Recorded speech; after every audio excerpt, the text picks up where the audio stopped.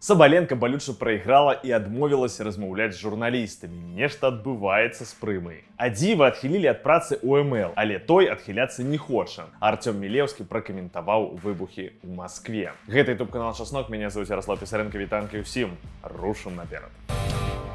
Нейкі цяжкі перыяд пачынаецца ў Арыны Сабаленкі. На турніры ў Берліне яна гуляла з Джесікай Пегулай. Вырашальную партыю Сабаленка аддала з лікам 0-6. І такая сітуацыя адбываецца ўжо другі турнір запар. Як вы памятаеце, вылет з Ролан Гарос адбыўся таксама пасля баранкі ў сеце. Але сітуацыя развіваецца. У мінулы раз Сабаленка выйшла на прэс-канферэнцыю і заявіла, што можа трэ ёй скончыць кар'еру. І каманда Арыны, і цалкам тэнісны бамонт былі такой заявай шакаваныя. Гэтым разам беларуская тэнісістка памылку не паўтарыла. Яна проста не прыйшла на прэс-канферэнцыю. Гэта нібыта можа мець пэўныя наступствы, бо па рэгламенце WTA гульцы павінны выходзіць да прэсы. Але, думаю, прыму гэта хвалюе не надта. Што табе тыя грашовыя пакаранні, калі ў цябе з грашыма праблем не існуе ўвогуле? Ды і гэта не галоўнае. Проста цікава, што там адбываецца ў галаве Сабаленкі, бо відавочна, што да журналістаў яна не выйшла не ад добрага жыцця. Зноў-такі мо і добра, што дала паўзу, каб не пачынаць гарадзіць абы што на прысухе. Напярэдадні, дарэчы, дала Сабаленка крыху контента. Яна адказала на пытанні корэспандэнта Трыбуна Бай. Вось, напрыклад, адказ на пытанне пра публікацыі пра сябе ў расійскіх і беларускіх медыа. Вядома, нешта бачыш і нешта чытаеш, але я даўно для сябе зразумела, што на СМІ трэба глядзець так. Гэта іх праца, яны заўсёды знойдуць,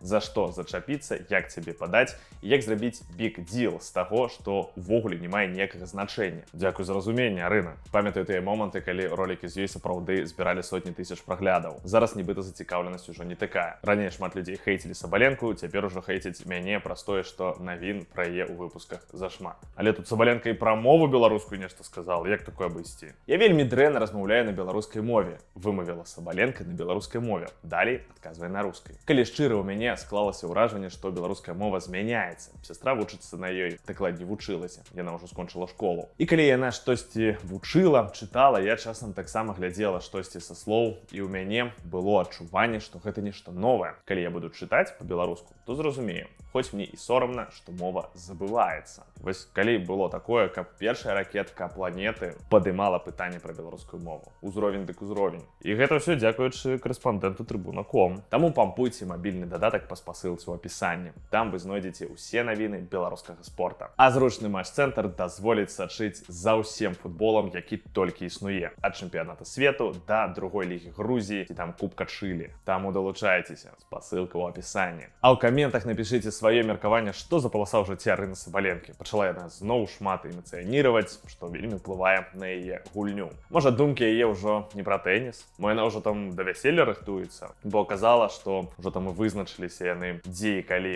вяселле той пройдзе. Можа, таму так хутенька Сабаленка выскоквае з гэтых апошніх турніраў.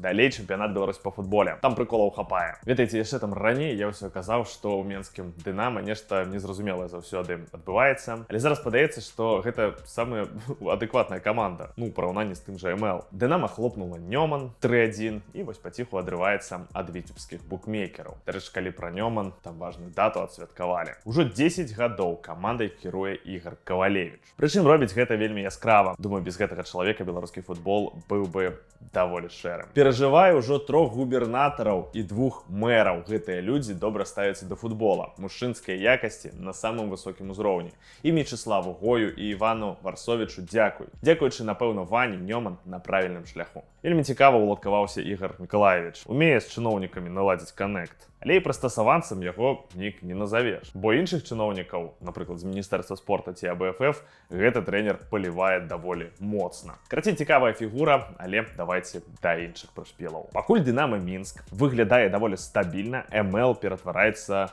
некае шапіто. Магамеда Адзіева адхілілі ад кіраўніцтва каманды. Аб гэтым мы размаўлялі ў мінулым выпуску. Але трэнер не спяшаецца збіраць валізкі. Першы тайм гульні з Мінскам у чэмпіянаце Адзіеў сядзеў на трыбунах. Пасля перарыва падсеў бліжэй да лавы запасных. Нібыта так кіраваў камандай. І выглядала гэта вельмі дзіўна. То бок трэнера проста не пусцілі на сваё працоўнае месца, але нешта там маляваў і рабіў выгляд, што нейк там камандай кіруе, што? Але вось такая пасіўная пасіўная дапамога МЛ не выратавала. Каманда згубіла ачкі, згуляўшы ў нічыю з Мінскам. Так што там адбываецца з гэтым трэнерам? Адзіва адхіляюць, той нібыта адхіляцца не хоча, і як быць далей? Больш за тое, трэнеру не падабаецца, што пра яго пачалі казаць у медыа. Што, маўляў, ён праз злоўжыванне алкаголю не з'яўляецца на трэніроўках каманды. Такое пісалі. Я паразмаўляў са сваім юрыстам. Гэта мая гонар, годнасць і рэпутацыя. І гэтыя навіны, якія з'яўляліся ў пэўных крыніцах, выклікаюць толькі здзіўленне і ўзнікаюць відавочна па чыёйсьці ініцыятыве. Як кажуць, трэба зразумець, каму гэта больш за ўсіх патрэбна ў гэтай сітуацыі. Думайце, рабіце высновы. Вось такі вось загадкавы Магамед Адзіеў. Там яшчэ пасля прадстаўнікі трэнера абвінавацілі МЛ у тым, што трэнера незаконна адхілілі ад працы. Мне ўжо попкорна не хватает, чтоб следить за этим сериалом. І падаецца, гэта толькі пачатак. Бо Адзіеў тут і на кіраўніка клубу ўжо не наехаў. Вось як ён адказаў на пытанне пра адносіны з Артёмам Лявонавым. Нармальныя працоўныя адносіны. Ён робіць сваю працу. Гэта прыватны клуб, і ён вялікую працу робіць. Тым не менш, шэраг ягоных публічных выказванняў здаюцца мне дзіўнымі. Але я паўтаруся, не хацеў бы даваць ацэнку ні ягоным дзеянням, ні дзеянням кіраўніцтва клуба. І сітуацыя выглядае так, наколькі я разумею. Адзіва адхіляюць ад працы, але асістэнт трэнера Філіп Сакалінскі займае пасаду галоўнага. Адзіву такое не спадабалася, відавочна ён